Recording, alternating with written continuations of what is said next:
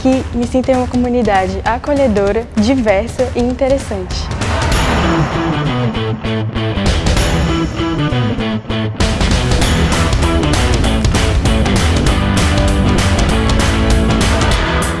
Eu gosto muito de sentar com os meus amigos, a gente conversa e compartilha as experiências que a gente teve ao redor do mundo. O que para mim faz diferença é ter professores que são totalmente acessíveis e que me ajudam a encontrar o meu caminho. O diferencial do DP não é só o que acontece dentro da sala de aula, mas as inúmeras atividades extracurriculares que enriquecem o aprendizado.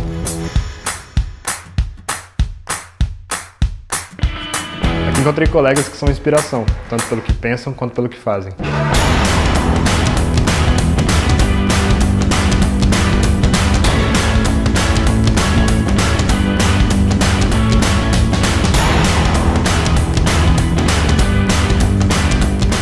Por mais seja um ambiente acadêmico, nós realmente nos importamos com as pessoas e com as aplicações no mundo real.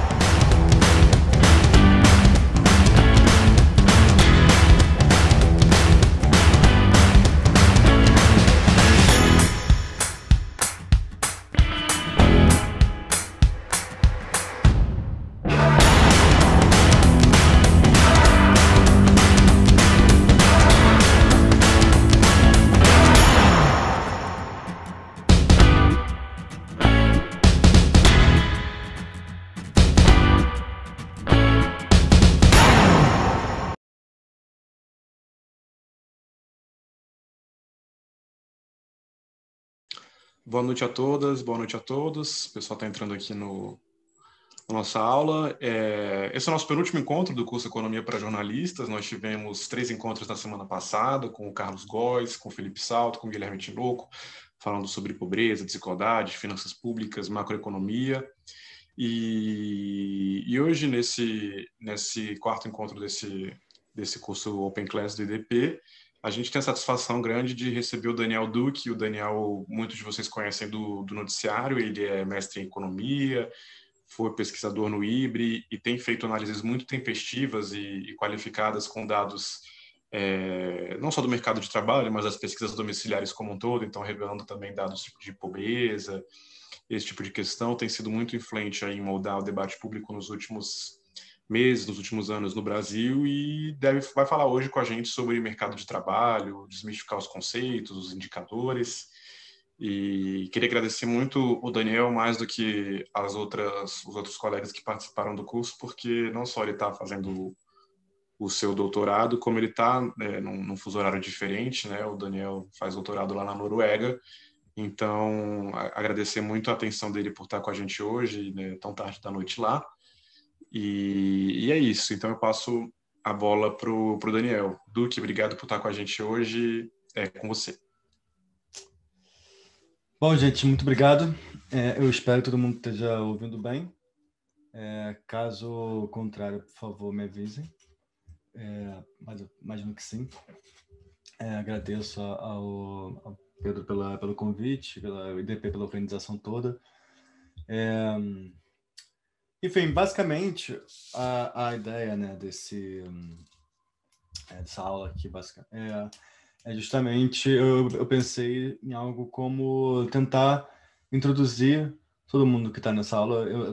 Provavelmente as pessoas têm diferentes backgrounds, então, assim, eu quero que todo mundo percorra essa próxima hora e meia conseguindo compreender o conteúdo. Então, a minha ideia era justamente fazer uma introdução dos conceitos de mercado de trabalho que são discutidos, além de passar pelos indicadores que são usados no Brasil, principalmente, e introduzir alguns debates que são discutidos hoje, que estão mais quentes hoje, principalmente, enfim, debates aí de questões da pandemia, né, por exemplo.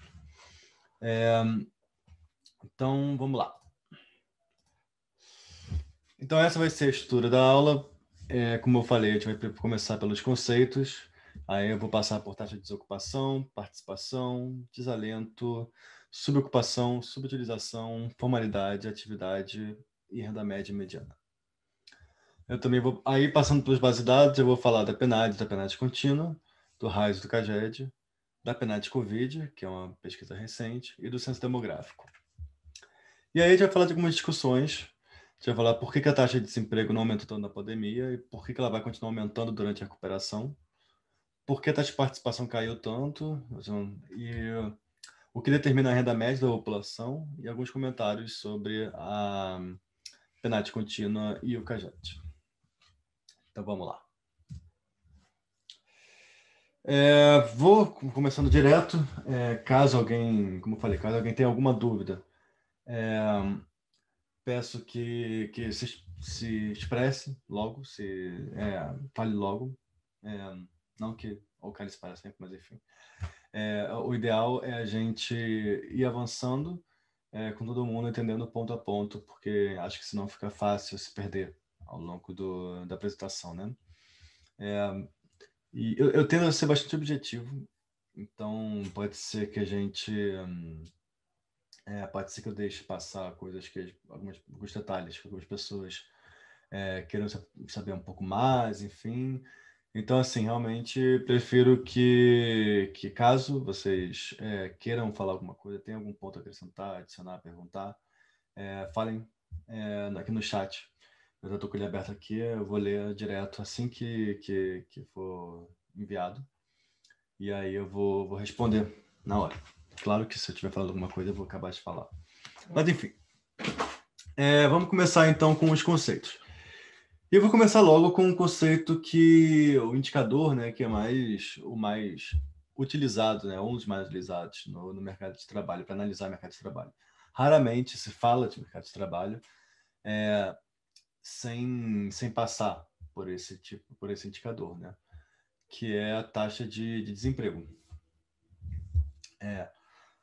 A taxa de desemprego, ela é pensada, né? Ela entrou na cabeça, né, da economia, da macroeconomia, já há mais de 100 anos, né? Enfim. E a própria ideia da taxa de desemprego é o quê? Quanto o mercado de trabalho, quanto a economia, no geral, ela não está conseguindo absorver da oferta de trabalho. A oferta de trabalho eu vou entrar um pouco mais no que é isso, mas a oferta de trabalho é basicamente o quanto os indivíduos, trabalhadores, famílias estão oferecendo aos empresários, às empresas, do seu trabalho, do seu próprio trabalho. Então, é um pouco diferente de oferta de vaga. Isso costuma ser uma confusão que tem muito, né? Porque a gente economista fala oferta de trabalho e demanda de trabalho. Muitas vezes as pessoas entendem o contrário, acham que a oferta de trabalho é quando as empresas estão ofertando vagas de ocupações, né? Enfim, vagas de emprego, e demanda para o trabalho acham que são pessoas querendo trabalhar. Mas é precisamente o contrário, na verdade. A oferta de trabalho ela é o quanto as pessoas, os indivíduos, estão oferecendo de trabalho, estão dispostos a trabalhar para as empresas, e a demanda por trabalho é quantas empresas estão querendo contratar de trabalho, né, para a produção. E isso é claro, isso é uma definição bastante rasa, pode ser aprofundado, enfim, obviamente, não é sempre empresa que está criando uma ocupação, enfim, existe trabalhadores por conta própria, existe, enfim, trabalhadores familiares auxiliares, mas basicamente o que a taxa de desemprego quer medir é o seguinte: quanto que a gente que uma economia não está conseguindo absorver de oferta de trabalho. Essa é a ideia principal aqui. E como é que ela é medida, né? Você primeiro precisa ter um grupo de pessoas que a gente vai chamar de força de trabalho, que são pessoas adultas em idade de trabalhar, que estão ou ocupadas ou procurando emprego. Elas têm que estar procurando ativamente, né, emprego, né?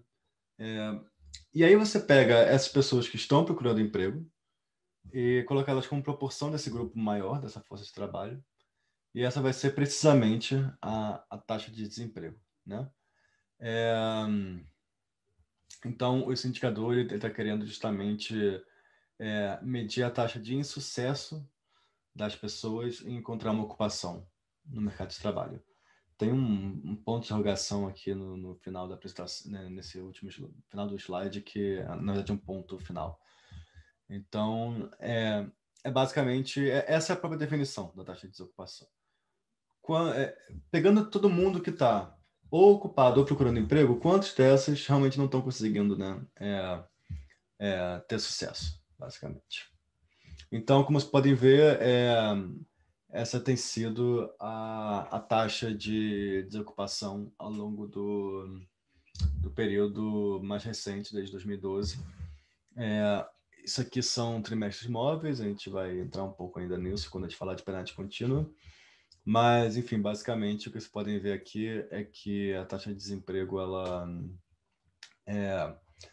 estava caindo, né? Estava entre 8% ali em 2012, caiu para cerca de 6,5% por aí em 2014, e ela pulou para algo em torno de 13% em 2016, 17, né? No final de 16, início de 17. Vocês podem ver que é uma variável bastante sazonal. Eu não entrei em detalhes nisso, porque a apresentação ficou bem longa já. Mas, enfim, sazonalidade, acho que se vocês quem não viu ainda, certamente ainda vai ver nas outras aulas, sazonalidade é basicamente o que acontece quando você tem um período do ano em que sempre há uma taxa de desemprego maior ou menor, né, em relação à média anual. A taxa de desemprego ela costuma ser sempre acima da média anual no primeiro trimestre e sempre abaixo da média anual no quarto trimestre. Enquanto que no segundo e terceiro trimestres do ano, a taxa de desemprego ela costuma ser bem próxima da média anual. Então, enfim, como vocês podem ver aqui, ela começou a cair, né, de 13% ali no início de 17 para algo em torno de 12% mais ou menos em 2019.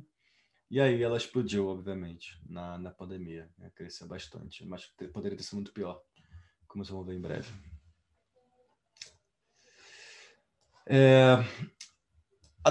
O desemprego, né, ou desocupação são sinônimos, né? Na verdade, desocupação é uma palavra melhor, porque desemprego é você estar sem um emprego. Estar empregado é diferente de estar ocupado, se você for querer ser bem preciso. Porque estar empregado, você precisa estar trabalhando para alguma empresa, geralmente, ou alguém. Enfim, alguém ou alguma empresa está te empregando. E aí você está empregado por aquela empresa. Mas estar ocupado tem uma definição um pouco mais geral. Basicamente você está em uma atividade laboral. Enfim, aí tem umas especificidades, tem que ter mais de 10 horas trabalhadas por semana, etc. Mas enfim, então desocupação ela é digamos, um termo mais preciso, mas são usados como sinônimos em geral. E eu mesmo sempre uso como sinônimos, como você pode até ver aqui nesse slide. Ele está aqui falando de desocupação e desemprego ao mesmo tempo. Enfim, a desocupação ela tem 3 componentes, né? Esses componentes eles são conceituais, tá? Eles não é como se você pudesse exatamente medir quantos por cento do desemprego ali na hora, tá? Cada parte, né? Estrutural, sazonal, friccional. Você até pode fazer estimativas, mas elas vão precisar de hipóteses, vão precisar de algum trabalho econométrico ali. Não existe uma definição do dado de decomposição da desocupação desses componentes que eu vou falar agora. Mas, enfim, ela tem 3 componentes, que é o desemprego estrutural, sazonal e friccional. O estrutural, ele é o desemprego mais preocupante, né? Ele é aquele desemprego de pessoas que estão realmente com dificuldade há algum tempo de conseguir uma ocupação. Elas são aquelas que estão estruturalmente numa situação de dificuldade de encontrar um emprego, uma ocupação. E isso costuma... E o grande problema desse desemprego estrutural, né, é que quanto mais tempo passa, mais ele tende a ser um problema difícil de resolver. Porque você vê, as pessoas ficam desocupadas por muito tempo, que elas perdem a capacidade de serem produtivas, né, para empresas ou para outro tipo de atividade, né? Enfim, você não trabalha por muito tempo, você perde experiência, você perde, enfim, você se desalinha com as demandas do mercado de trabalho, com as habilidades requeridas, e aí o desemprego estrutural ele tende a ser um problema que, quando ele aumenta muito, por exemplo, ele passa a ser um problema muito difícil de resolver, que é o que a gente chama geralmente de esterese, às vezes. O mercado de trabalho ele é uma fonte forte de estresse quando acontece um choque econômico, né, muito forte. Durante a crise de 2015 e 2016, a gente teve um aumento muito grande do desemprego estrutural, de modo que em 2019 a gente continuou tendo aumentos da população que estava desocupada há mais de 2 anos, mesmo depois de 2 anos e meio de taxa de desemprego caindo, né? Enfim. A gente também tem o desemprego sazonal.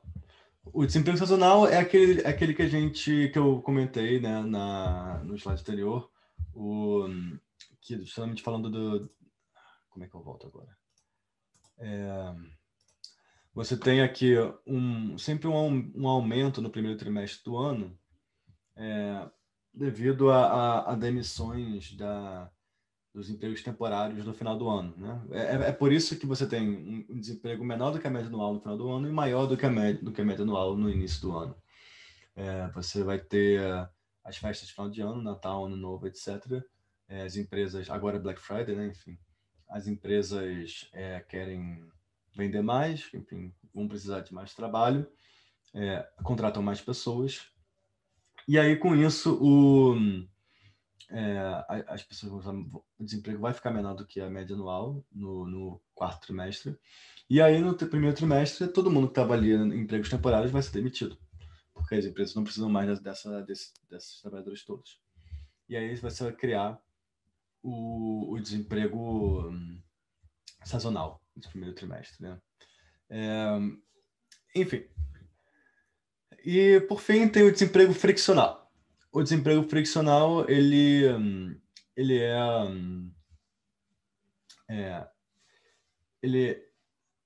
se define pelas pessoas que estão basicamente entre empregos.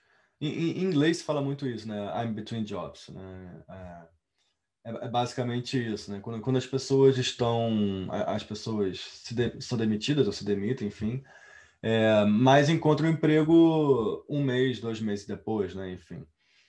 Se você, como o desemprego é uma foto do mês, vai ter sempre pessoas saindo de empregos, e mesmo que elas encontrem emprego logo depois, elas vão estar sendo fotografadas como desempregadas, né? Então, aí se você vê o filme, você vê só ali um pequeno período de desemprego das pessoas. Mas, enfim, aí esse emprego friccional, ele é justamente o componente do desemprego que ele vai estar sempre lá, porque você vai estar sempre vendo pessoas entrando e saindo de empregos antigos indo para novos. Então, por isso, quando economistas falam de uma situação de pleno emprego, que é aquela situação em que o fator trabalho, né, ele está sendo utilizado ao máximo, ou seja, as empresas estão demandando todo o trabalho possível, mesmo assim, a gente vai estar tirando fotos do desemprego com um nível maior do que zero, até bem maior, se for o caso. Porque ele pode oscilar entre 3% e 6%, a depender... Claro que esse 3% e 6% ele não é um teto e um peso muito fixo, né? Mas, enfim, geralmente ele oscila nessa faixa, a depender da rotatividade da economia. Se a economia, se o mercado de trabalho tiver muita rotatividade, se as pessoas saem e entram de empregos com muito volume, né? E aí você, com muita velocidade, assim, você pode ter uma taxa de desemprego ali em torno de 6%, que seja. E mesmo assim a economia ela pode ser considerada em pleno emprego. Ou seja, de toda a oferta de trabalho que há na economia, as empresas estão demandando quase tudo que é possível. Mesmo assim, você está vendo essas fotos. É basicamente isso. Isso é bastante importante entender, porque justamente na primeira metade da década, né, de 2010 2014, Havia uma discussão grande entre economistas de que a economia brasileira estava chegando no pleno emprego, mas ainda assim o desemprego estava ali entre 7%, 8%, chegou a 6,5%, né, em 2014, como a gente viu ali. Pode parecer alto, mas é um reflexo justamente desse desemprego tanto sazonal quanto friccional, né? Enfim, que aí você soma esses dois e chega a um desemprego bem maior do que 5%, mas com uma situação próxima do pleno emprego. Nos Estados Unidos, estima-se que esse pleno emprego ele está entre 3% e 4%, né? Deixa eu ver aqui, tem uma pergunta. Para medir a taxa de desemprego, empregado é só quem tem... Não. Ótima pergunta. Perfeito. Não, justamente essa é a diferença entre desocupação. É por isso que é melhor falar desocupação do que desemprego. E é por isso que é melhor falar ocupação do que emprego. Você, para estar ocupado, você não precisa estar empregado com carteira assinada, né, com via CLT. Você pode estar ocupado via informal. Você pode, se um cara que está vendendo bala na esquina, se ele está trabalhando por mais de 10 horas por semana, isso pela definição do IBGE, né? Ele está ocupado. Ele não entra como desempregado. E nem como fora da força de trabalho. Ele entra como ocupado, porque mesmo que ele esteja trabalhando por conta própria. Então não. Então, se você está ocupado em alguma atividade, trabalhando mais de 10 horas por semana, você é considerado como ocupado e não entra na desocupação. Então, ocupado entra MEI, entra pessoa trabalhando para um cliente no exterior via CNPJ, todo mundo aí é ocupado. E geralmente se usa também como sinônimo empregado, apesar de que se for quiser ser preciso, realmente não são a mesma coisa. A rotatividade e dinamismo da economia brasileira não é baixa, de forma com que o pleno emprego seja mais baixo? Não. Na verdade, dinamismo e rotatividade não é a mesma coisa. Rotatividade não depende só de empregos estarem sendo criados. Depende também das pessoas estarem decidindo sair do emprego ou não. Então, a economia brasileira ela é marcada, na verdade, por uma alta rotatividade, ou seja, as pessoas ficam pouco tempo nos seus empregos. Então, isso poderia ser um reflexo de dinamismo, é claro. Se empregos são criados com muito volume, isso pode gerar maior rotatividade. Mas no caso brasileiro, a questão toda ela é mais um reflexo de incentivos. Principalmente institucionais, que já foi pior, né? Quando a gente, até antes de 2015, a gente tinha regras de seguro-desemprego que fazia com que pessoas buscassem ser demitidas rapidamente para conseguir o seguro-desemprego e aí elas passavam para outro emprego depois, né? Então você pode ter uma economia com muita rotatividade e não ser muito dinâmica, né? Basicamente. Então, na verdade, se você for comparar a taxa de desemprego de uma situação de pleno emprego no Brasil, ela é mais alta do que os Estados Unidos, por exemplo, ainda que os Estados Unidos seja uma economia bastante dinâmica, né? Os Estados Unidos, eles, apesar de que existe, né, o seguro-desemprego, ele é muito usado, né? É um tipo de mercado de trabalho que valoriza bastante a experiência. O Brasil está ficando assim. Isso é um papo para depois. Vamos lá. Acho que a gente já cobriu o desemprego, né? Espero que... Eu vou passar agora para o próximo conceito. A gente ainda vai discutir essas coisas, mas... Bom, agora a taxa de participação, né? Eu tinha falado para vocês que existe demanda de trabalho e existe oferta de trabalho, né? A taxa de participação, ela tenta um pouco medir a oferta de trabalho numa margem mais extensiva, né? O que ela quer dizer? Como eu tinha falado para vocês, a força de trabalho ela é o total de pessoas adultas, em idade para trabalhar no caso, que estão ocupadas ou procurando emprego. São pessoas que estão ativamente fazendo algo para trabalhar, né? A taxa de participação vai pegar essa força de trabalho e vai colocar como proporção das pessoas em idade para trabalhar, que o IBGE usa como 14 anos ou mais. Enfim, e isso vai ter uma proporção que é chamada justamente de taxa de participação, que ela busca medir, o que ela busca dizer? Ela está dizendo assim, quantas das pessoas que estão em idade para trabalhar, elas querem trabalhar, estão querendo trabalhar, estão não só querendo trabalhar, mas estão querendo fazer algo para isso, né? Estão fazendo algo para isso.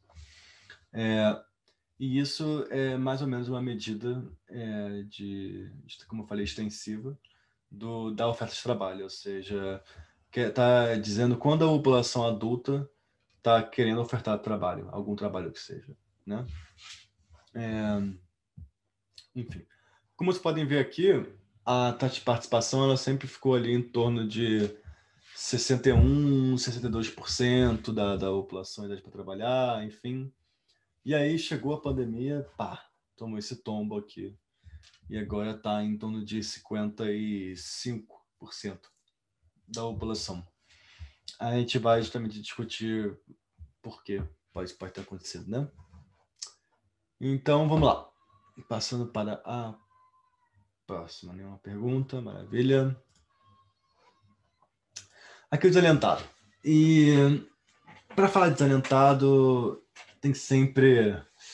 É sempre difícil, né? Porque para muitas pessoas, desalentados deveriam ser considerados como desempregados, enfim. E na verdade, a dinâmica do desalento ela pode determinar bastante a própria dinâmica do desemprego. E por motivos nem sempre muito bons, né? Enfim. Então vamos lá.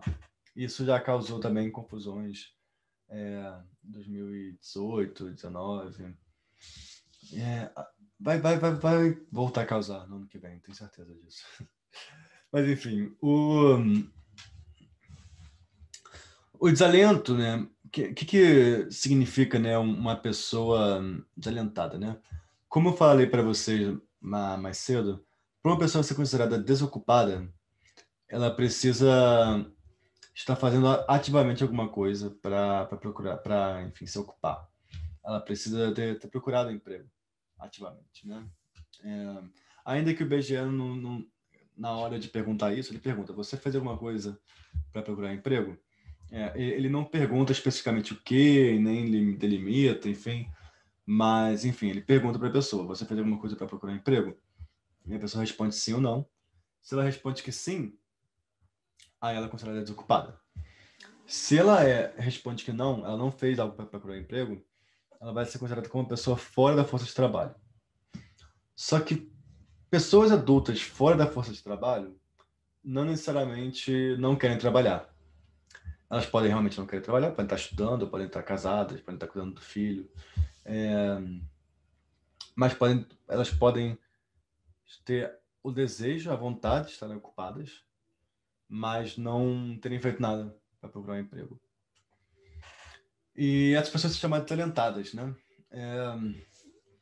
O desalento ele cresceu muito, né, nesse período da crise de 2016, principalmente aumentou muito o desalento, né? E ele continuou aumentando até 2018. E em 2019 ele começou a cair pela primeira vez.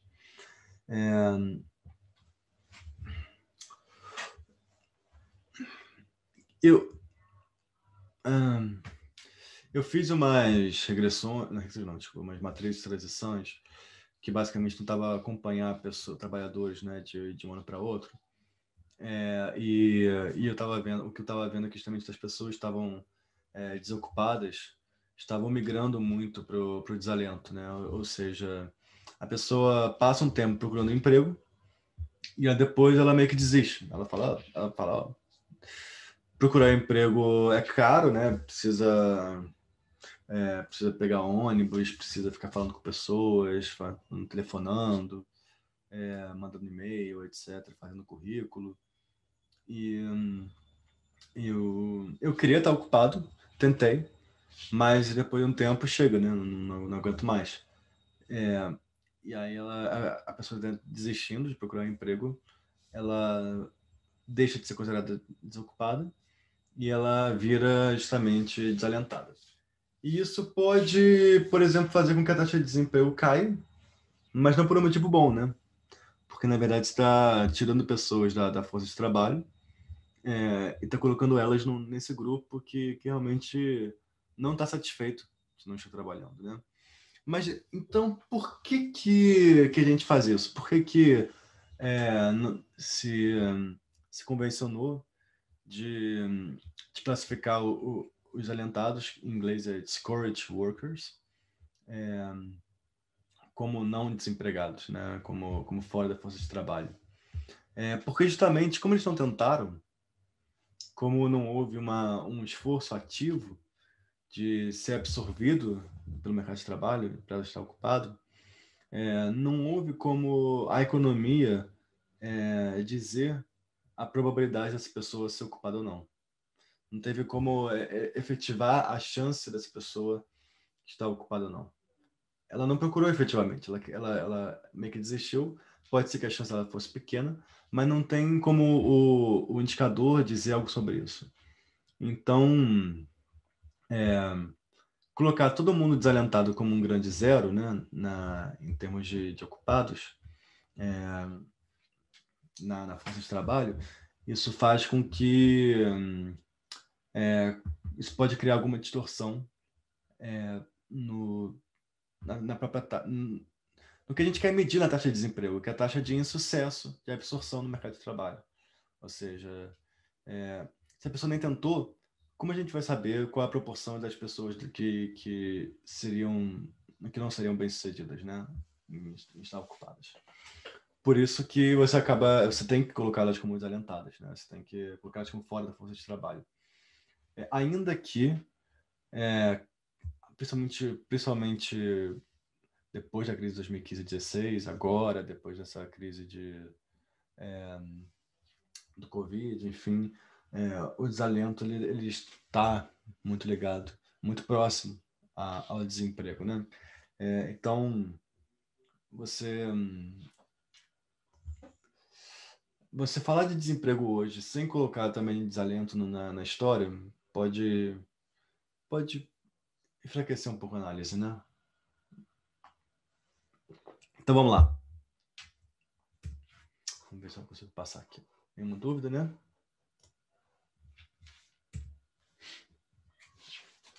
Agora, sobre ocupação. A subocupação ela pode ser chamada de margem intensiva da oferta de trabalho, né? Eu não sei se vocês estão familiarizados com o conceito de margem intensiva e extensiva, é uma coisa que o economista usa muito. Margem extensiva é sim ou não, e margem intensiva é quanto? Quanto sim, basicamente. Então, quando a gente fala de margem extensiva da oferta de trabalho, perguntar para a pessoa, você está querendo trabalhar, sim ou não? Sim. Então, oferta de trabalho. Aí, quanto a margem intensiva é basicamente quanto você quer trabalhar. Você quer trabalhar 40 horas por semana? Você quer trabalhar 44 horas por semana? Você quer trabalhar 30 horas por semana? Você quer trabalhar 20 horas por semana? Enfim. Então, essa é a diferença entre margem extensiva e intensiva. A margem extensiva, ela busca ser capturada, né? Busca ser medida pela taxa de participação e a taxa e a subocupação, taxa de subocupação, enfim, na verdade a taxa, não sei, mas enfim, proporção de subocupados, seria justamente a taxa intensiva da oferta de trabalho não realizada, né? A oferta de trabalho não absorvida. Ou seja, a gente está pegando todos os trabalhadores que estão ocupados, tá? Isso é importante. E a gente pergunta para eles, quantas horas você está trabalhando? E aí, além disso, a gente pergunta, você está trabalhando, então, menos de 40 horas por semana? Porque se ele estiver trabalhando 40 horas por semana, mesmo que ele queira trabalhar mais, é bem limitada a possibilidade, né? Enfim, a maioria dos empregos hoje, elas são de 40 horas semanais. Raramente você até tem, obviamente, hora extra. Obviamente tem a questão do trabalho habitual e efetivo. Isso é uma coisa que eu precisava falar, na verdade. Eu vou falar aqui, então.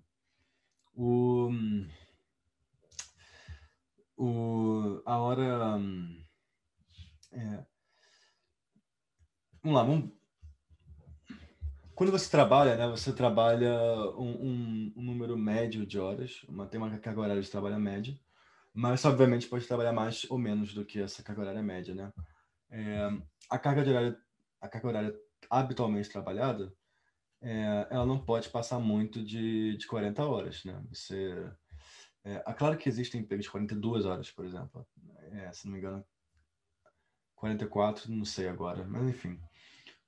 Tem sim, pode ser, claro. Mas geralmente 40 horas é a regra, né, de um trabalho integral. Então, o que o IBGE faz? Ele pergunta o seguinte, você habitualmente tem trabalhado menos de 40 horas por semana? Aí o cara fala, sim, tenho trabalhado menos de 40 horas semanais, em média, né, habitualmente. E aí o IBGE pergunta, você gostaria de estar trabalhando mais do que isso? Você gostaria de estar trabalhando mais do que você está trabalhando agora? Então, vamos supor, o cara está trabalhando 30 horas por semana e ele falou, não, eu queria estar trabalhando 40 horas por semana. Então, ele vai ser considerado subocupado. Então, justamente, é por isso que a gente chama de margem intensiva da oferta de trabalho que não está sendo absorvida, né? O IBGE, ele mudou como essa variável era medida no quarto trimestre de 2015, porque antes ele perguntava se a pessoa estava trabalhando menos de 40 horas semanais efetivamente, ou seja, se essa pessoa efetivamente trabalhou menos de 40 horas, e não habitualmente, né? E aí, justamente em 2015, ele mudou para habitualmente. Ele parou de ser usualmente, né, em média. Não, deixou de ser quanto você realmente trabalhou para quanto você costuma trabalhar. Essa mudança de 2015 foi contabilidade criativa ou alinhou com o mundo? Não, é alinhamento com o mundo. Porque justamente foi o que eu falei. Você pode trabalhar mais ou menos de horas do que o costume. Numa semana específica, enfim, num mês específico. Então, você pode adicionar ruídos desnecessários e inconvenientes quando você tenta medir a sua ocupação em relação à hora, à carga horária efetiva na última semana, né? Porque para rendimentos de trabalho e para horas de trabalho, o IBGE pergunta os dois modos, né? O quanto você efetivamente trabalhou ou o quanto você efetivamente ganhou na semana ou no mês anterior. Ou então, ele pergunta também quanto você habitualmente trabalha e quanto você habitualmente recebe. E aí faz sentido, né, você usar a sua ocupação para horas habitualmente trabalhadas, porque se você trabalha, por exemplo, se você trabalha habitualmente 40 horas, mas trabalhou 38, faz sentido você chamar essa pessoa de subocupada? Não faz muito sentido, né? Então, isso é, na verdade, um alinhamento com o conceito correto que o IBGE fez, né? Então, bom, beleza, a pergunta foi ótima. Espero, então, ter esclarecido isso. Como vocês podem ver, né, a subocupação, ela aumentou durante a crise, como tudo de ruim aumenta na crise de 2015 e 2016, né? E em 2019 ela caiu bastante, mas voltou a aumentar nesse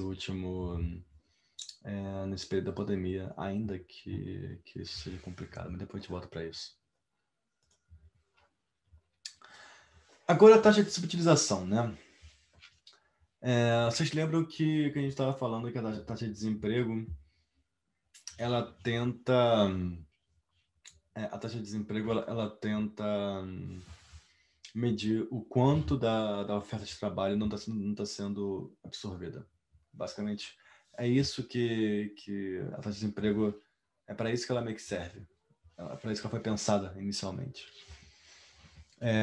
Só que tem todas as questões que a gente meio que mencionou, né?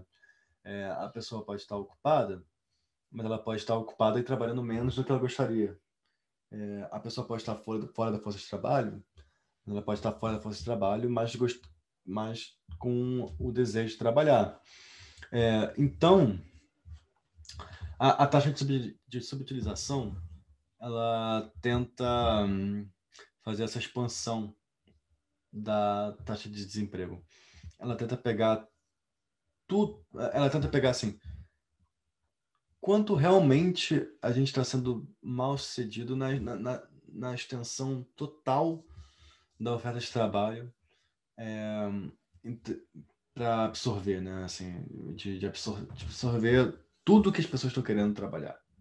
Assim, enfim. E aí a gente, obviamente, vai chegar nisso a uma taxa, né, uma proporção muito maior do que a taxa de desemprego. Porque a gente está somando aí os desocupados, a gente está com os subocupados, com os alentados e colocando eles como proporção da força de trabalho mais alentados.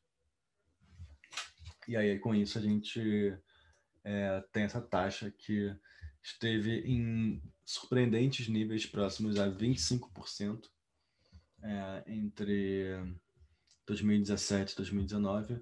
Como você pode bem perceber, eu não coloquei os dados anteriores a 2015 pela questão da subocupação, que mudou de metodologia. Mas é bastante impressionante, né, que até meados ali de 2019 a gente estava tendo um nível de desemprego, um nível de uma taxa de utilização bastante alta. É como se um quarto da oferta de trabalho não fosse absorvida. Basicamente isso. Vamos lá. Marcelo, você dará a penalidade mais para frente? Sim. Eles são... Opa, peraí. Calma aí, eu tô me perdendo aqui.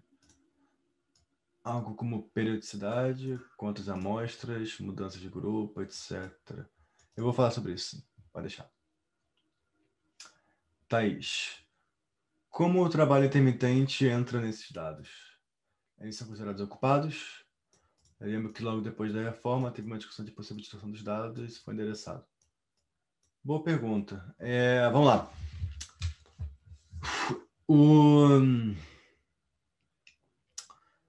Se a pessoa está trabalhando com um trabalho intermitente e ela está com um contrato de trabalho, ela é ocupada, sem discussão. O que pode acontecer é que ela pode estar subocupada. Ou seja, ela pode estar querendo trabalhar mais do que ela está trabalhando de fato e trabalhando menos de 40 horas, né? Muito provavelmente, com o trabalho intermitente, a gente pode ver, a gente possivelmente vai ver, ou eu estava vendo, não sei, na verdade, uma migração de desocupados para subocupados. Isso é uma hipótese, tá? Não estou falando que aconteceu. Ou seja, você fez essa reforma e aí pessoas que estavam sem ocupação, elas encontraram ocupações que não existiam antes, mas não são ocupações de tempo integral e enfim, tempo intermitente. E aí isso faz com que elas estejam subocupadas, basicamente. Isso é uma possibilidade. Enfim, basicamente isso. Mas então, como vocês podem ver, a taxa de utilização ela estava ali em torno de 25%. Em 2019, ela começou a cair para em torno de 22%, 23%. E aí subiu para caramba, como esperado. Agora está em 30% durante a pandemia. A gente passou 45 minutos aqui. Caramba, estou nos conceitos iniciais ainda. Vamos lá.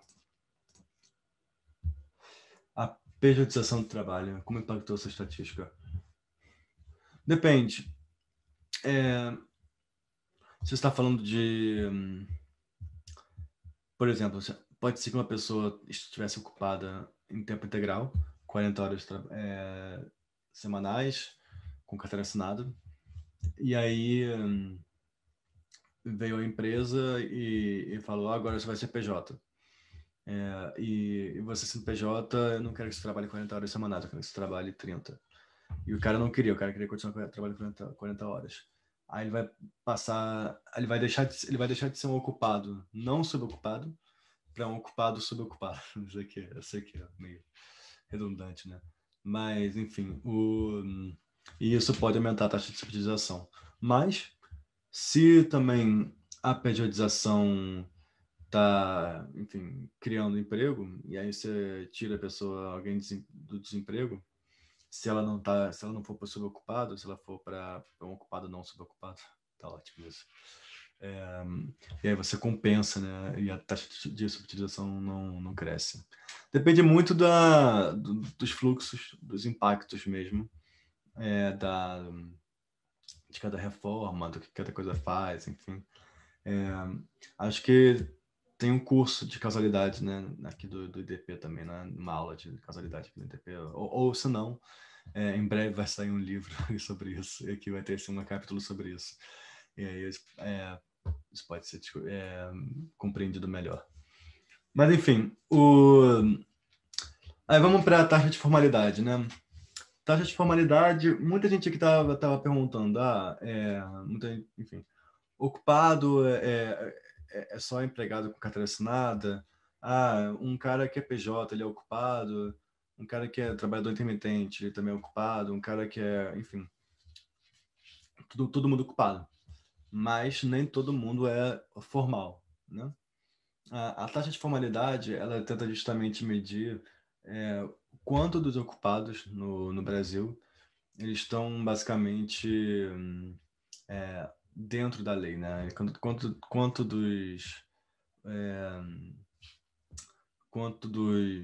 digamos, dos trabalhadores que estão no Brasil ativos, eles estão em situação reconhecida pelo Estado, de modo que estão pagando impostos, enfim, etc, etc. Pode ser que formalidade tenha um conceito diferente para muita gente, tá?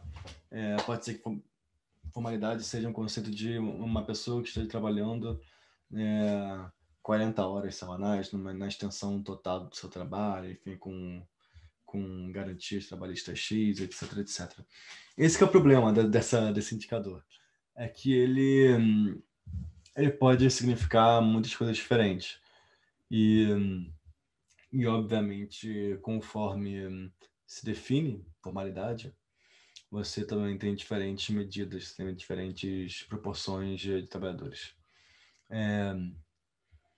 No Brasil, eu coloquei aqui 3 taxas de formalidade. A azul escura, ela é aquela taxa de formalidade que ninguém discute. Ninguém discute que trabalhador com CLT e setor público é formal. Se alguém vai discutir isso, pode ir pro... Enfim, nem sei para onde. Mas isso aí são trabalhadores que são sempre formais, independentemente de quem está medindo. Mas pode querer considerar também empregadores, ou seja, aquelas pessoas que estão trabalhando, mas também estão empregando alguém, como formais também. E além disso, você pode também querer considerar aqueles trabalhadores por conta própria, mais que tenham CNPJ, como um trabalhador formal, apesar de que ele talvez não tenha, digamos, uma carteira assinada, não tenha férias, enfim, alguma coisa nesse sentido. Se o cara tem CNPJ, ele está pagando seus impostos ou então está devendo impostos, enfim. Mas ele está numa situação de registro regular com o Estado. Então, talvez você queira considerar esses caras como formais. E aí, como vocês podem ver, isso cria 3 níveis e tendências suavemente diferentes, só suavemente, desse indicador. Quando a gente considera essa taxa maior de formalidade, a gente encontra que cerca aí de 60% do Brasil, dos trabalhadores brasileiros, são formais. O que quer dizer também o contrário, que 40% dos empregados, dos ocupados no Brasil, são informais, né? E se a gente tirar aí empregadores e... Não, se a gente tirar e contar para a CNPJ, fica 55-45, mais ou menos. E se a gente tirar de empregadores, fica meio a meio. Então, basicamente isso. Essa é a formalidade. Vou tentar correr um pouco mais. Taxa de atividade, não vou discutir muito. Isso aí é demografia. Isso aí qual é a proporção da população que pode trabalhar. Botei pia. Não, bom, desculpa por isso. Botei aqui. Bom, enfim. Isso aí é a proporção de pessoas que têm idade para trabalhar em relação à população total. Muitos lugares falam que essa faixa etária tem que ser entre 15 e 64 anos. Mas qual é o problema disso? O problema é que podem ter pessoas de 70 a 75 anos que estão trabalhando. Aí o que você faz? Porque, enfim, a taxa de participação ela tem que ser uma proporção da taxa de pessoas adultas, dessa pessoa de idade para trabalhar, né? Então, o IBGE considera todo mundo idade para trabalhar quando tem mais de 14 anos ou mais, basicamente. Beleza? Passando rápido. Nenhuma dúvida, né? Não, ok. Caraca. Renda média e mediana. Renda média, todo mundo sabe. A média, a soma de todas as rendas dos trabalhadores, dividido pelo número de trabalhadores. Excluindo aí quem não tem renda, né? São poucos. Para a gente saber, então, a média, ela é, na verdade, uma derivação da massa de rendimentos, né? A massa de rendimentos é justamente essa soma de todas as rendas de trabalho da população. A renda mediana é uma coisa um pouco diferente. Ao invés de você pegar todo mundo, né? Todas as rendas, e dividir pelo número de pessoas, você está pegando a renda especificamente daquela pessoa, daquele grupo de pessoas que está no meio da distribuição de rendimentos, né? Ou seja, o cara que ele é 50% mais, ele é mais rico que 50% da população e 50% mais rico do que 50% mais pobre do que não. Ele é mais pobre do que 50% da população e mais rico do que 50% da população. Está ali no meio a meio. E por que mediana pode ser uma coisa mais interessante que a média? Porque, basicamente, a média ela pode estar sendo influenciada pelo topo, muito influenciada pelo topo da distribuição. Ou seja, pode ser que os mais ricos estejam aumentando a renda ou caindo, tanto faz. E como eles são uma proporção grande da massa de renda, né? Porque, enfim, economia desigual, enfim, você vai ter a média meio que sendo desproporcionalmente puxada pelo que está acontecendo no topo. E aí, para isso, a mediana pode ser um bom contraponto, porque você está pegando justamente o meio ali. Então, o meio ele tende a andar junto com o que está próximo a ele, né? Enfim, se o meio anda para cá, muito provavelmente o que está acima e abaixo também está andando para cá. E aí, com isso, pode estar pegando um desenho melhor do que está acontecendo com a renda da população em geral. Beleza. Entrando aqui nas bases de dados. Agora, então, a gente vai discutir um pouco... agora já entenderam os conceitos, né? E se não entenderam, peço que falem. Se tem alguma dúvida, se querem que eu volte alguma coisa. Mas esses conceitos todos, eles são aplicados sobre base de dados para criar indicadores. Como você pode até ver os indicadores que eu coloquei ali no slide, né?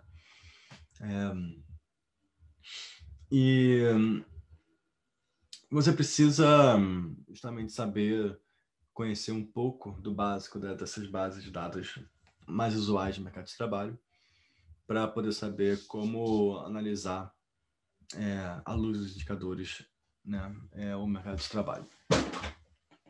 Então vamos lá. Primeira coisa que eu vou falar aqui é da PNAD e da PNAD contínua.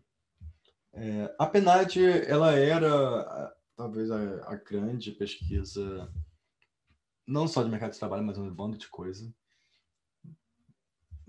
para fazer um retrato anual do Brasil. Ela era feita sempre em setembro, então você tinha basicamente uma foto de todo setembro do país, e aí taxa de desemprego, renda média, enfim, um bando de coisa. E de 2004 a 2015, essa pesquisa ela teve abrangência nacional. Antes disso, ela só excluía alguns municípios da região rural da região norte, com exceção do Tocantins. E o legal é que você acha PNAD desde 67, na verdade. Mas, obviamente, você tem buracos, você tem problemas de cobertura, enfim. Mas eu, por exemplo, na minha dissertação de mestrado, eu usei a PNAD de 77. Então, é uma experiência bastante interessante. É uma coisa muito legal ter dados tão antigos, né? Que conversam entre si, basicamente. Mas, enfim, a PNAD ela era uma pesquisa anual. Então, você precisava esperar, né, sempre bastante tempo para saber o que está acontecendo no país. E aí você tinha a PME, que eu nem citei aqui, mas a PME é basicamente a pesquisa mensal de emprego.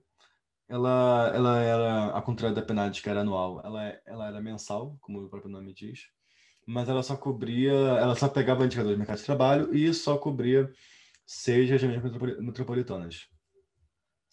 Daí, o IBGE fez um esforço de agregar essas duas pesquisas, a PNAD e a PME, para criar a PNAD contínua.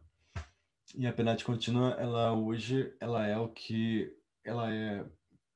dá para gente um retrato mensal, ainda que em trimestre móvel, eu vou entrar aí, trimestral e anual do país. Então vamos lá. PNAD contínua, ela começou a ser feita a partir de 2012. A PNAD contínua mensal, basicamente a PNAD contínua, ela é estruturada em trimestres, ou seja, você tem bases de dados, microdados trimestrais do mercado de trabalho no Brasil.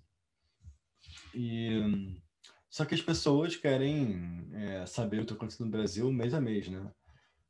Por isso que existe a PME, para ser meio que uma proxy do que está acontecendo no mercado de trabalho já total no país de mês a mês. A pessoa saber se a taxa de desemprego está aumentando, não sei o que, lá.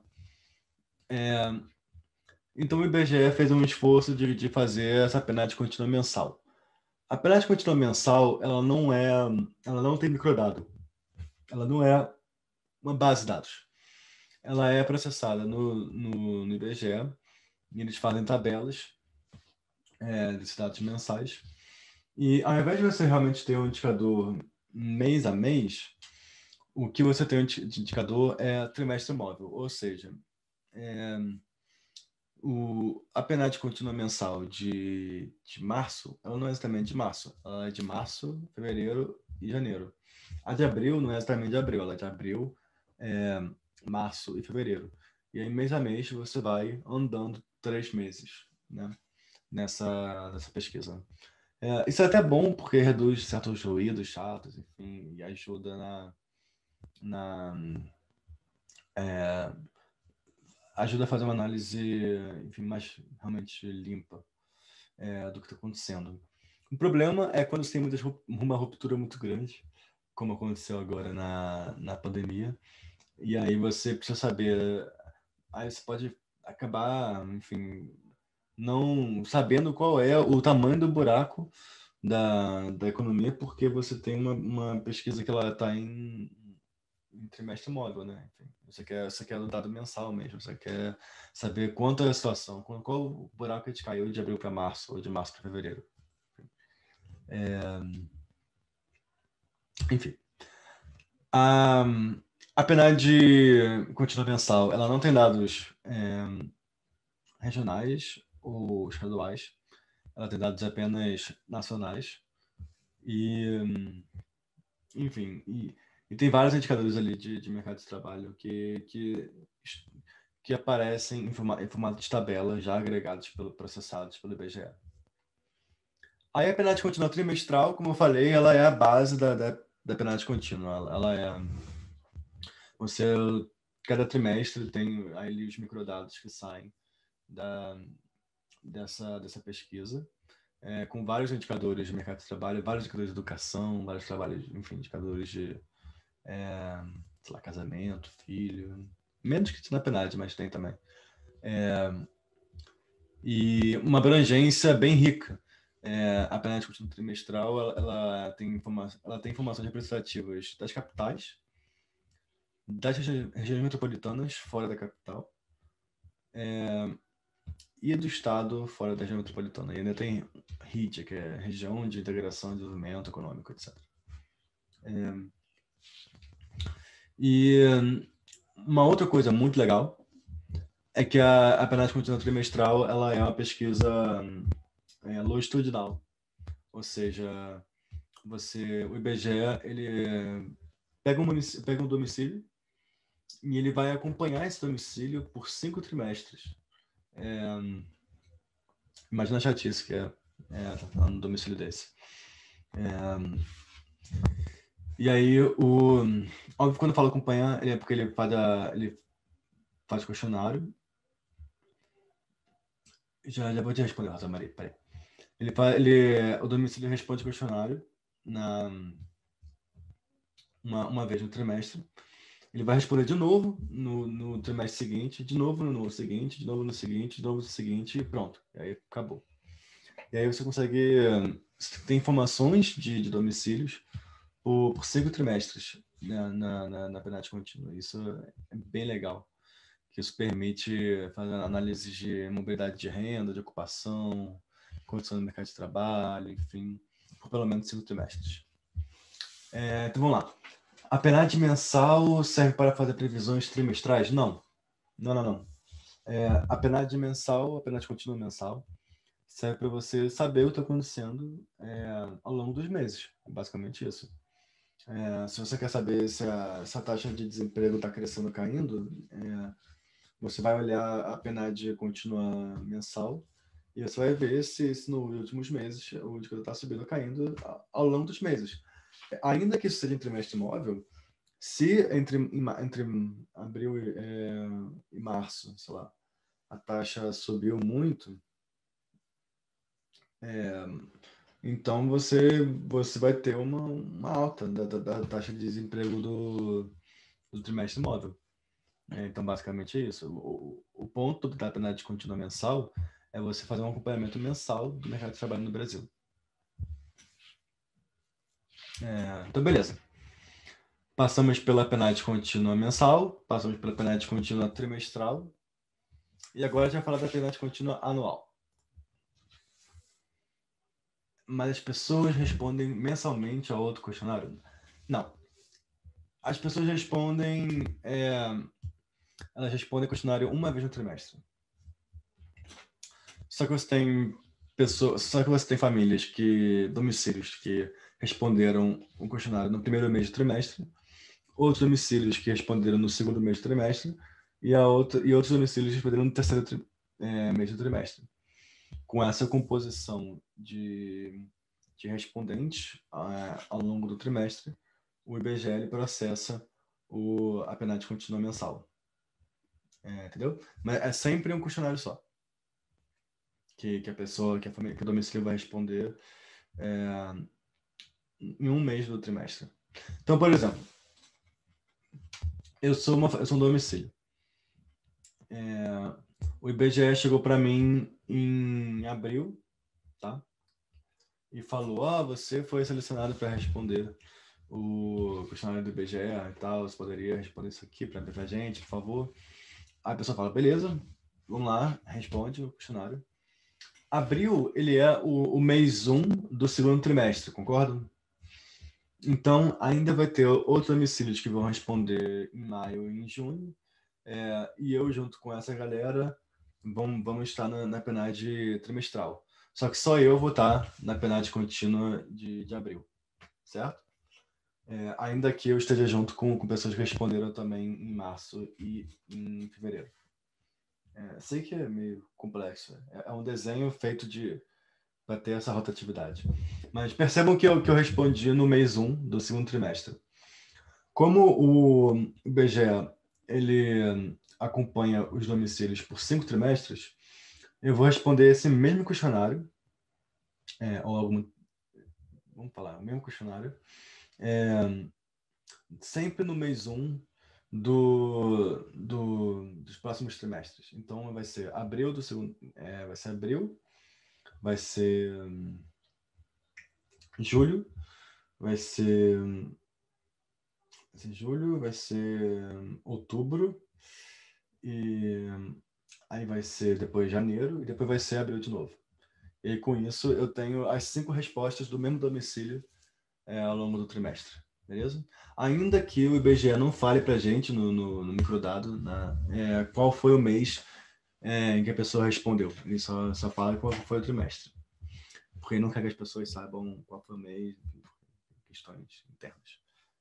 Por questões amostrais, na verdade. Mas, enfim. Enfim, a PNAD contínua anual, primeiro, ela não é a soma da PNAD contínua, de 4 PNAD contínuas trimestrais. Ela, na verdade, ela vai pegar todos os domicílios que responderam pela primeira vez ou pela quinta vez, tá? E aí vão agregar eles numa PNAD contínua de 1 ano.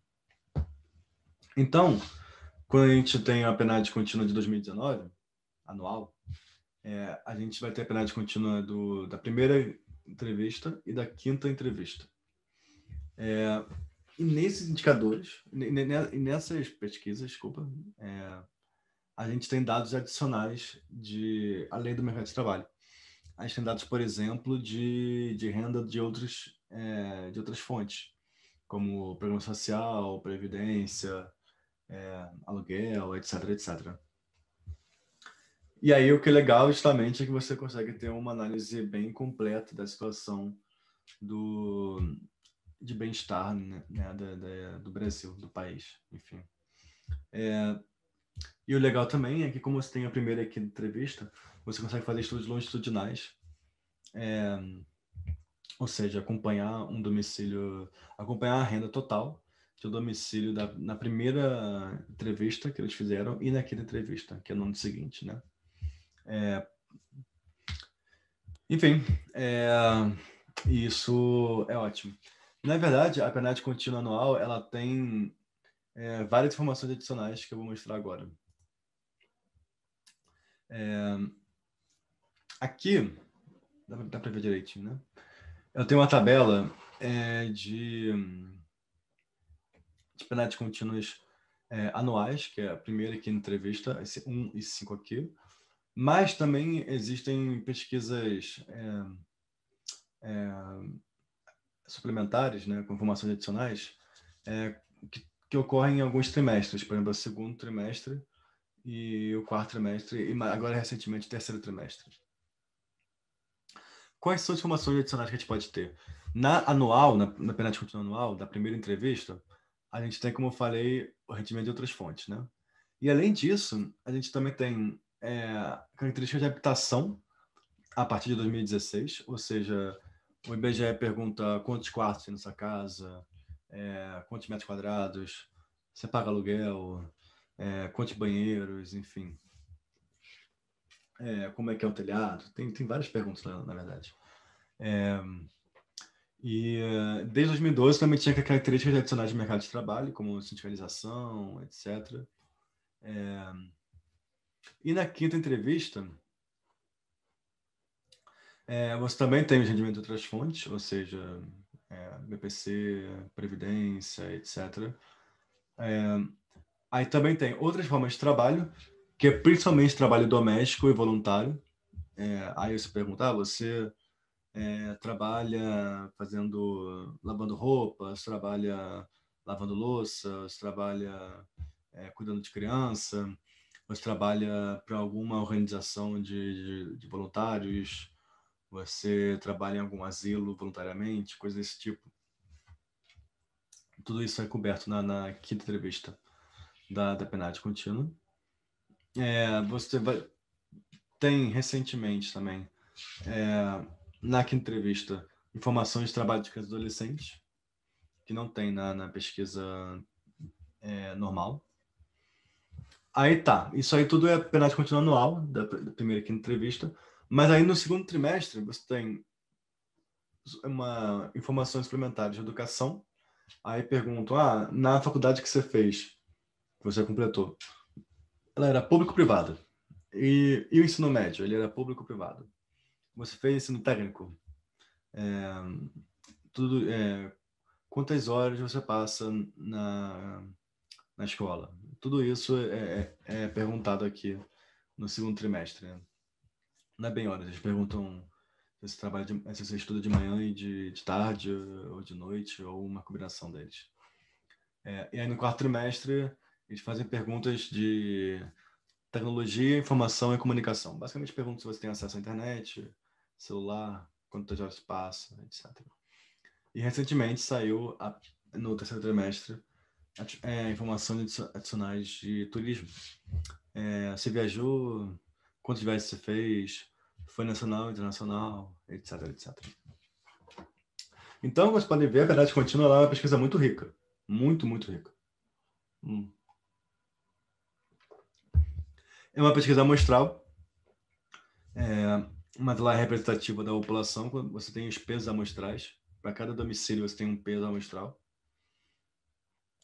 Em geral, são em torno de 500 mil indivíduos, com 200 mil, um pouco mais de 200 mil, na verdade não, 180 mil domicílios,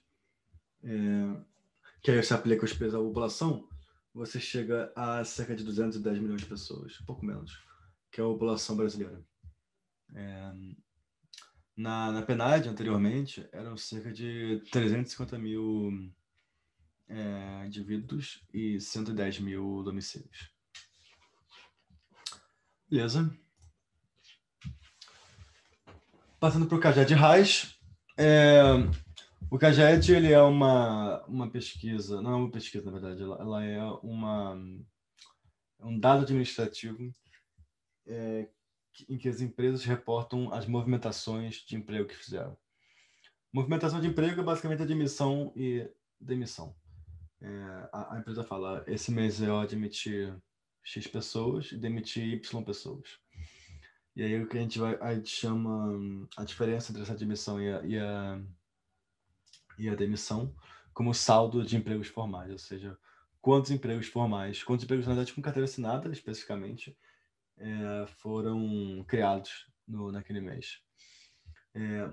E como está aqui no slide, esse CAGED é o fluxo, ou seja, ele fala quantos empregos estão sendo criados, pode ser destruídos também, pode ser negativo.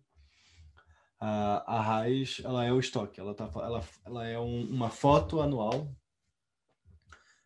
de quantos vínculos de carteira assinada e formais tem no país. Basicamente é isso. A RAIS, ela é uma base de dados muito, muito, muito, muito, muito, muito rica. Ela é uma base de dados administrativa. Se você for um pesquisador e quiser acesso, você pede para o Ministério do Trabalho. Você pode ter o CPF da pessoa, acompanhar ela ao longo da vida. O único problema é que ela tem que estar num emprego com carteira assinada ou no setor público. Se ela está no setor informal, outra se ela é PJ, sei lá, ela não vai ser contabilizada. Ela não vai estar na RAIS. É no CAGED, obviamente. Aí a gente tem a PNAD Covid, que é uma pesquisa recente. Ela chegou com informações de maio. Infelizmente, vai acabar na próxima edição. A próxima edição ela é a última, e aí o IBGE já falou que não vai ter mais edições. Mas ela é boa ela é importante de falar aqui, porque ela traz informações mensais do país todo, inclusive com indicadores de renda além do trabalho, incluindo o auxílio emergencial, que aí o auxílio emergencial, todo mundo sabe, né? Ele foi bastante importante para o país nos últimos meses. E, como vocês podem ver, ele explicou, né? Ele tem um percentual grande da renda, foi um percentual grande da renda da população ao longo do ano. E aqui está, no último mês, aqui, outubro, está a queda desse auxílio emergencial e quanto ele puxou a renda média do país, né, nesse último mês. Tem um pequeno problema aqui, que, como eu falei para vocês, o IBGE ele pergunta qual é a renda habitualmente recebida e qual é a renda efetivamente recebida. Só que aí ele pergunta qual foi a renda que você efetivamente recebeu no último mês. E aí a pessoa responde isso pensando no último mês. Então, quando a gente está falando aqui dos meses de 5 a 10, a gente está, na verdade, olhando... Já falo para você, Ana. A gente está, na verdade, olhando o mês anterior, né? Só que aí, por exemplo, se a pessoa está ocupada, o IBGE só vai perguntar para a pessoa que está ocupada naquele mês quando ela recebeu no mês anterior. E aí isso cria distorção. A distorção fica menor quando você está falando uma pesquisa trimestral ou anual, mas quando é uma pesquisa mensal, fica uma distorçãozinha meio chata. Então, na verdade, esses 5, 6, 7, 8, 9, 10, que é maio, junho até outubro, tem um pedaço aí que é o mês corrente, tem um pedaço que é o mês anterior. Opa, não. Daniel, você poderia comentar rapidamente como usar os dados da RAIS para comparar resultados ao longo dos anos e qual a diferença da série com e sem ajustes? Pergunta difícil e um pouco técnica essa, né? No sentido de que tem vários detalhezinhos, né? Uma coisa importante é que se um vínculo apareceu uma vez na RAIS, se houve um vínculo, se uma pessoa teve um vínculo de carteira assinada ou setor público, pelo menos um mês no ano, ela vai aparecer na RAIS. Então a RAIS ela vai ter meio que ela vai estar meio inflada de vínculos, porque ela é, na verdade, uma soma de empregos, de vínculos que apareceram pelo menos uma vez no ano. E tem mais, as pessoas podem ter mais de um vínculo, mas enfim.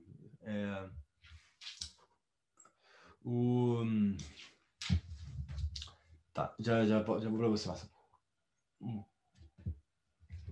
Uma diferença do CAGED para a RAIS, de modo que a RAIS não é, na verdade, a soma dos CAGEDs, não é o acúmulo dos CAGEDs, é que o CAGED ele só tem dados de carteira assinada. Ou seja, trabalhadores estatutários, eles não vão entrar no CAGED. Então, você tem essa pequena diferença entre RAIS e CAGED. Se você quer saber, por exemplo, o volume mensal de empregos com carteira assinada, você não pode combinar o CAGED e a RAIS. Você vai ter que tirar o setor público da RAIS, aí vai ficar uma RAIS de carteira assinada, e aí pegar o fluxo do CAGED e jogar, né, para frente ou para trás, enfim. Então, esse é um ajuste que você pode fazer. Vamos para o Marcelo. A PNAD Covid utiliza telefone. Sim. Por que talvez não pulou um pouco a amostra? Isso também aconteceu com a penalidade contínua, tá? É importante notar. A penalidade contínua, ela passou a ser feita por telefone a partir de março, devido à pandemia, o que foi uma mudança de captação. Antes da pandemia, a penalidade contínua ela era feita nos domicílios, ou seja, o IBGE ia nos domicílios e respondia o questionário com a pessoa na frente, e agora está sendo feito por telefone. Eu não sei quando volta a ser presencialmente. E a penalidade Covid, ela desde o começo, ela foi feita, desde sempre foi feita com telefone. Você perguntou, para ter um telefone já o domicílio não tem que ter algum rendimento? É uma pergunta interessante. E lembra que a gente tem aqui a pesquisa de tecnologia, informação e comunicação, que é respondida no quarto trimestre, né, da penalidade contínua. Isso significa que a gente sabe quantos domicílios tem telefone. Telefone é número de telefone, tá? Pode ser celular ou telefone físico. E a resposta para isso é 95% da população. Então, a gente tem 95% da população que tem um domicílio com um número de telefone. Então, o viés ele é baixo. E, além disso, a penalidade Covid, ela está pegando todo mundo que já respondeu a penalidade contínua anteriormente. Basicamente, no primeiro trimestre de 2019. Então, o IBGE já sabia como chegar aos domicílios, né? Obviamente tem atrito, etc., mas foi uma coisa bem feita, na minha opinião. Luca, eu não vou falar de legislação trabalhista brasileira. Na verdade, eu talvez seja uma pessoa bem pouco qualificada para isso. Não é um tema que eu estudo muito. Obviamente, eu sei o que foi a reforma trabalhista, eu sei eu sei algumas comparações da legislação trabalhista do Brasil em relação internacional, enfim. Mas, basicamente, essa aula aqui, ela busca informar, ela busca introduzir as pessoas a como fazer análises de dados do mercado de trabalho no Brasil. Isso não entra tanto na parte de legislação trabalhista, né? Enfim. Voltando, são meia-noite e 23 aqui. Não, mas aí são 19h23. Não, são 8h23 aí. Na verdade, eu não estou muito acabando, não, mas vamos lá, vamos na fé. A gente tem ainda o censo demográfico. O censo demográfico, ele é uma pesquisa que ela é feita, ou deveria ser feita, né, de 10 em 10 anos no Brasil. E ela tem uma grande vantagem em relação a pesquisas amostrais. Para uma pesquisa básica, para um questionário básico, ela está pegando literalmente o universo inteiro de pessoas. Então, a gente sabe quantas pessoas tem no Brasil, qual a população, qual a cor ou raça, qual é o nível educacional, etc., para todo mundo. E, além disso, existe um questionário maior, que ele é feito para uma amostra dessa população toda, mas é uma amostra tão grande que ela consegue ser representativa para todos os municípios, né? Isso que é legal, a gente tem dados municipais de renda nos censos, coisa que a gente não tem em penalidade contínua, penalidade com Covid, enfim, porque eles só chegam a alguns municípios maiores, né, capitais, etc. Então, aqui, como vocês podem ver, eu fiz uma distribuição de renda municipal em 2000 e 2010, né? Isso já está em apenas 2018. Como vocês podem ver, teve uma mudança nessa distribuição. E é muito legal esse dado, porque ele justamente Ele mostra... ele é algo que não poderia ser feito com a penalidade contínua, com a penalidade, etc. E, na verdade, o censo, para as cidades maiores, ele pega um nível de localidade maior do que menor do que o município. Ele pega a área de ponderação, que é algo entre um bairro, enfim, algo próximo disso. Então, para pesquisa, por exemplo, é muito legal. Mas beleza. Agora a gente vai falar um pouco justamente dos debates que estão aí rolando no mais quente, falando dos dados aí do mercado de trabalho, né? Primeiro, a gente vai falar aqui da taxa de desocupação. A gente teve cerca de um pouco mais de 10 milhões de empregos perdidos na pandemia, que é uma queda aí próxima a 12% da população ocupada. Ou seja, tinha 12% das pessoas que estavam ocupadas no início de 2020 perderam suas ocupações. Normalmente, se isso algum dia acontecer e nada mais mudar, a taxa de desemprego ia explodir, ia para quase 20%, sei lá. Mas não foi o que aconteceu. A gente teve uma alta do desemprego bem suave no começo, se acelerou agora, né? Enfim. E o que é mais estranho, agora, nos últimos meses da pandemia, a população ocupada está crescendo. A gente pega o número de pessoas ocupadas, ele está maior do que o mês anterior, né? Então, uma coisa um pouco esquisita essa. Porque agora o desemprego está crescendo. E por que acontece isso, né? Por que a gente tem esse fator? Por que a gente tem esse fenômeno meio esquisito? São duas coisas. E eu vou mostrar agora. A primeira é que é o seguinte. Pensa que para você produzir uma unidade de um bem ou de um serviço, tanto faz, você não precisa de pessoas. Você precisa de horas trabalhadas, né? Então, na verdade, se você quer reduzir suas horas trabalhadas, porque você quer reduzir sua produção, você tem duas opções. Você pode ou demitir a pessoa, demitir a parte das pessoas, falar tchau, tchau. Ou você pode diminuir a carga horária das pessoas que estão trabalhando. E isso pode ser ainda melhor se o governo dá algum tipo de incentivo para isso. Que foi o que aconteceu agora na pandemia, que teve o Programa de Manutenção de Emprego e Renda, o BEM, né? Que ele pagou parte do salário dos trabalhadores que tinham jornada reduzida, ou até suspensa. Ou seja, o empregador ele mantinha o contrato, mas a pessoa não vai receber, quem vai pagar vai ser o governo. Para uma empresa é ótimo, porque tem custos, né, de demissão, né? Tem custo de você demitir uma pessoa e depois empregar de novo, enfim.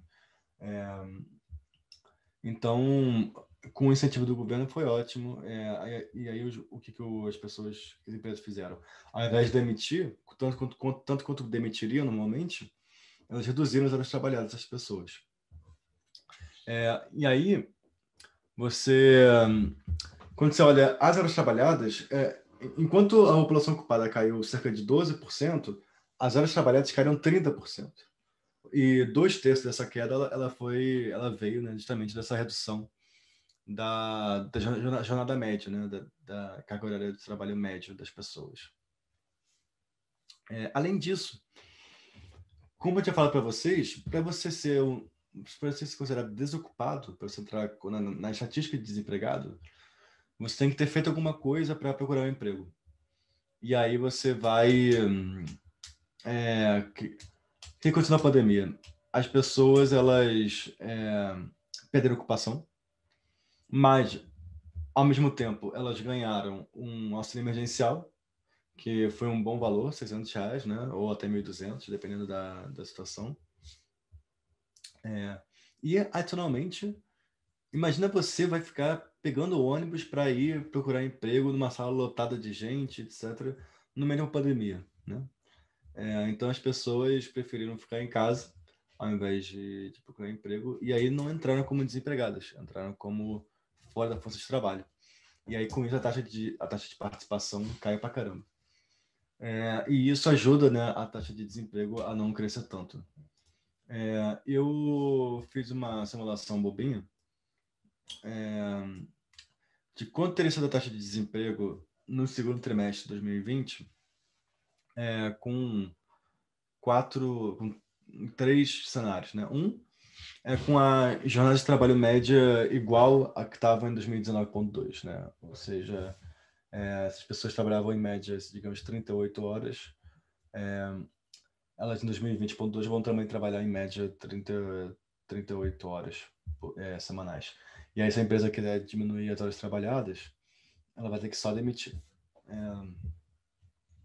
E o outro cenário é com a força de trabalho constante, ou seja, imagina que todo mundo que perdeu a ocupação vai entrar como desocupado e não como fora da força de trabalho. E aí e tem o terceiro cenário, que é a combinação das duas, né? E aí, tá. Entre 2019,2 e 2020,2, a taxa de desemprego cresceu de 12,03 para 13,3. Uma alta aí de 1,3, mas quase, né? Se a força de trabalho tivesse ficado igual, constante, olha para quanto teria pulado a taxa de desemprego, 21,45%. Mas agora, se a jornada média tivesse continuado constante, a taxa de desemprego teria pulado para 29,7%. E se as duas tivessem ficado constantes, a taxa de desemprego teria subido para 36,3%. Ou seja, realmente é um cenário desesperador, né, que seria. Mas, enfim, houve o programa de manutenção de emprego e renda, houve o auxílio emergencial, houve a pandemia, e com isso a gente só teve uma fração muito pequena desse aumento todo do desemprego. Então, beleza. Como a gente está já bem adiantado, bem em cima da hora, essa é uma discussão um pouco mais técnica. Por que a taxa de participação, ou seja, porque a proporção de pessoas que estavam querendo trabalhar caiu tanto, né? Tá procurando trabalho, caiu tanto. Geralmente a teoria ela diz que a probabilidade de você procurar trabalho depende de quanto você vai ganhar de renda no mercado de trabalho e quanto você pode ganhar fora dele, né? A gente tem aí um mercado de trabalho que piorou bastante durante a pandemia, ou seja, ficou mais difícil arranjar emprego, enfim. E a gente teve, alternativamente, o auxílio emergencial, que era uma ajuda. Não sei se o Pedro vai entrar no Canvas. Eu vou passar para o Pedro, e aí eu vou Mariana e eles podem decidir o que fazer com isso.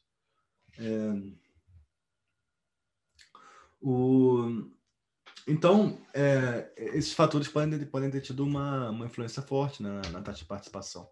Mas, adicionalmente, a pandemia ela pode ter um fator importante, ela pode ser um fator bem importante também. Ela pode ser um fator que pode ser, inclusive, o mais importante, né? O medo de sair de casa, de ser contaminado, né? Pode ser um fator de grande importância.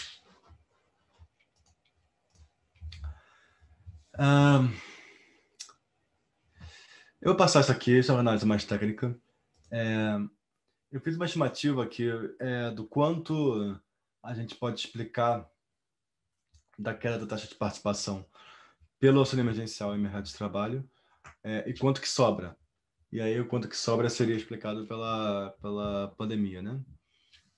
Em março a gente teve uma queda da taxa de participação de 2,28 pontos percentuais, dos quais só 0,33 deu para explicar pelo mercado de trabalho, porque não tinha auxílio emergencial ainda, né?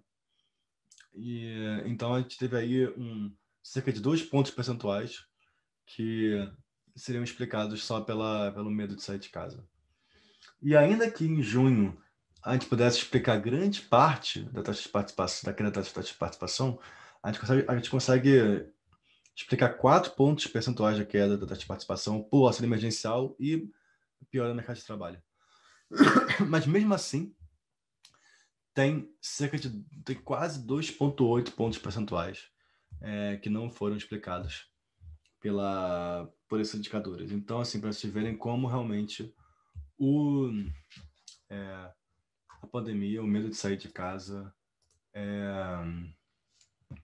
foi um fator muito determinante. O que determina a renda da população, né? Vamos imaginar que não existe renda de outras fontes no trabalho. Isso é só para facilitar. O que seria a renda do trabalho média da população, né? Seria uma combinação desses 5 indicadores aqui, que vocês já viram, todos eles. Aqui, esse Y sobre H, ele é o salário hora da população, ou seja, quanto o trabalhador ganha por cada hora trabalhada. Esse H.PO é a jornada média, ou seja, quantos trabalhadores trabalham em média por mês ou por semana. Esse POFT é quantos estão ocupados em relação à força de trabalho, ou seja, ele é o complemento da taxa de desocupação. Então, se a taxa de desemprego é 12%, essa taxa de ocupação ela vai ser 88%, basicamente. Esse FT sobre PIT é basicamente a taxa de participação, e esse PIT sobre POP é a taxa de atividade. Então, esses 5 indicadores vão determinar qual vai ser a renda da população. E aí se pergunta, o que é a renda, o que determina o salário hora dos trabalhadores, né? Os economistas eles tentam responder essa pergunta usando uma equação messeriana, que é uma regressão linear dos salários que vão ser remunerados no mercado de acordo com algumas características produtivas, mas também podem refletir discriminações, né? Então, geralmente, você pega aqui o salário hora do trabalhador e fala assim, eu quero que isso seja explicado por uma equação de educação, esse S aqui é de schooling, anos de estudo, experiência, aí essa experiência ela tem um formato quadrático, pode ser que homens tenham, em média, uma renda maior do que mulheres e brancos tenham uma renda maior do que não brancos, e por aí vai.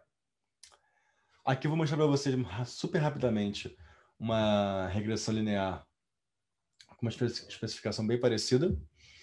O que está dizendo aqui? Está dizendo que um ano de estudo ele está associado com um salário hora 8,5% maior. E além disso, se você é homem, você tem uma renda quase 22% maior do que mulheres. E se você é branco, você tem uma renda em torno de 13,5% maior do que não brancos.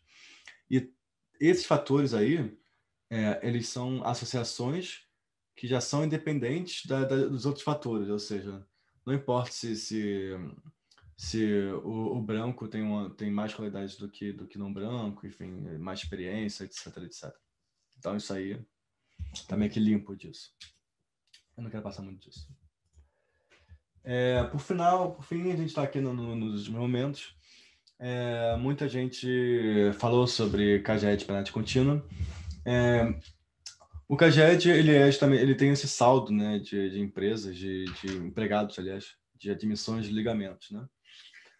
E obviamente, se você pega a diferença de ocupados com a carteira assinada da penalidade contínua entre um trimestre e outro, você também vai ter esse saldo, né? Isso aí também é um saldo de admissões e de ligamentos, né? Então, esses indicadores deveriam conversar. E por muito tempo conversaram, como vocês podem ver aqui. Até 2020, basicamente, estavam conversando bem até. Teve uma coisa mais para cá, para lá, enfim, mas eles estavam na mesma direção, né? Até que veio a pandemia, e aí a penalidade contínua mostrou uma queda gigantesca acumulada de empregos de carteira assinada, cerca de 400 mil aí, enquanto o CAGED foi uma queda ali até isso é uma queda acumulada, tá? Em 12 meses, de apenas 100 mil empregos, enfim, bem menos, né?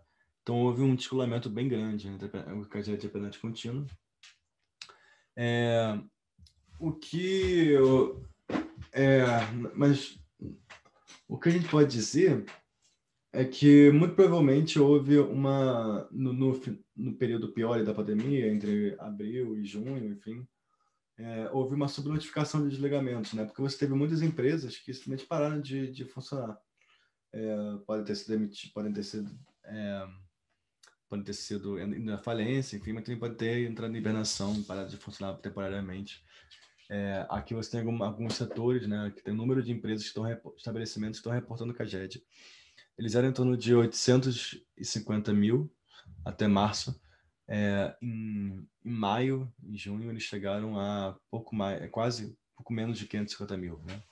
Uma queda bastante forte. Agora, a gente está chegando num nível mais ou menos próximo, mas ainda com diferenças grandes em alojamento e alimentação e alguns outros setores, como, deixa eu pegar aqui, um que esteja bem longe. Esse verde aqui, educação e saúde, ainda está bem distante, que são setores que foram muito afetados ainda, né, pela pandemia.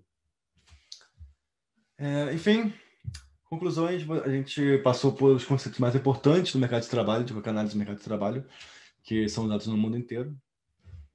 Aí a gente passou pelas principais bases de dados no Brasil, de mercado de trabalho, e falamos mais rapidamente do que eu gostaria, mas enfim, está com o tempo apertado, de alguns debates que têm sido feitos, justamente usando dados e indicadores do mercado de trabalho no Brasil. Desligamento de formais do CAGED não gera multa do FGTS? Se for sem justa causa, sim. Existe descontrole nisso? O que seria descontrole disso? Se você puder falar. Assim, sem dúvida, o desligamento ele gera multa do FGTS. E isso gera um custo para a empresa. Mas... Então, a subnotificação, ela... A empresa, ela, no final, ela vai ter que notificar o governo de que ela demitiu. E se o empregador for demitido e não ganhar a multa da FGTS, ele pode acionar a empresa na justiça e vai dar um problemaço. Em geral, o prazo da notificação do CAGED é no próprio mês que acontece o desligamento. Na pandemia, isso foi flexibilizado. Mas mesmo assim, isso pode ter a empresa, obviamente, que vai à falência, justamente, esse é o ponto.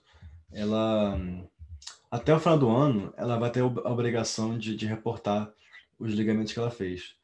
Mas ela vai ter muito menos enforcement, né? Ela vai ter muito menos incentivos para reportar na hora certa, no momento certo, o desligamento que aconteceu. Justamente por isso que eu acredito que esse buraco aqui de estabelecimentos, cadê aqui? No período da pandemia, ele é um indício relativamente forte de que houve subnotificação do CAGED, né? Então, qual é a minha hipótese? Minha hipótese é que quando a gente pegar aqui dezembro de 2020, essa subida aqui vai ter uma queda aqui, basicamente isso. Porque em dezembro, antes de virar o ano, as empresas vão ter que regularizar as notificações delas. É isso, gente. Acho que a gente pode terminar aqui o curso. Passei só 15 minutos do previsto, então tá ótimo. Muito obrigado, Marcelo. Espero que você não tenha mais dúvidas. Se tiverem, por favor, falem. Eu tô disponível aqui agora. Caso contrário, caso tenham alguma dúvida adicional que vocês querem perguntar depois, podem achar meu site, danielduque.com.br, e meu e-mail é daniel.duque.econ@gmail.com. Vocês me acham isso no meu site, enfim. E eles podem entrar em contato comigo caso queiram esclarecer alguma coisa ou saber mais detalhes sobre esses pontos todos. Eu sei que foi uma viagem rápida com conteúdos bastante densos. O site é danielduque.com.br. Daniel D-U-Q-U-E. Muito obrigado, Rosa Maria. Muito obrigado, Vanessa. Muito obrigado. Que mais? Rodrigo, enfim, todo mundo, Neto também. Obrigado mesmo. Espero, então, que você tenha gostado e que, enfim, caso tenha alguma dúvida, por favor, entre em contato comigo.